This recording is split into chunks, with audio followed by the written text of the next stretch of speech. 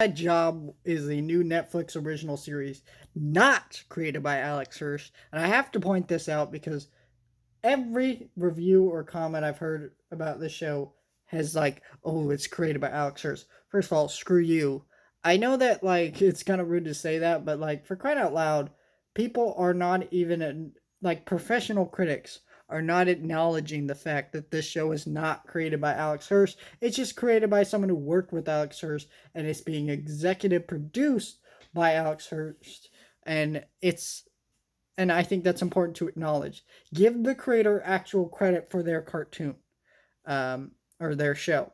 And this show, I'll be honest, I had a mixed bag with it, but by season two, I think this show is going to be a great show. My issue with season one is how awful the main character is at the start of the show. How awful a lot of the main characters are throughout the beginning of the show. But as they develop and grow relationships and things like that, I grew to really enjoy that. But that didn't happen till like towards the end of the season. So I was left watching most of the season with very unlikable characters throughout most of it. Like the main character is just this character who wants to be boss. And she's very bossy and rude and acts like she's better than everyone at the beginning of the show. And then you develop that character more, you kind of understand their motivations, things like that. And I'm like, okay, this is a pretty great character. But the fact that it took to the end of the season broke it. For me, the animation I really like in the show. I would say the show was funny, not laugh out loud funny, which is disappointing because, well, the show was created by someone who worked on Gravity Falls. And if you know anything about Gravity Falls, it's one of the funniest cartoons out there. Super, super funny, well written show. The comedy in that show is great. I think it's something that's underappreciated about that show, but yeah, it's the comedy is great in that show.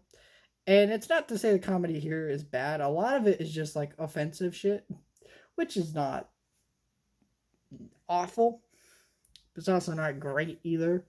Certain characters in the show are, um, mildly interest. Certain characters in the show and plotline just humor just ranges on being offensive. And I'm not against that type of humor as long as it's written well and done well, and it is here.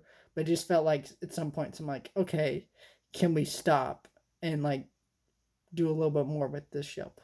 Overall, I really liked what they were doing with this show. I had issues with it, but I think overall what they were doing was pretty great.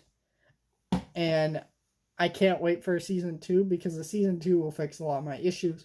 It's just, you know, I think so many shows are made to be binged, like this show. Like, oh, they wrote the characters bad, but by the end of the season, it's great, and that's really irritating to me.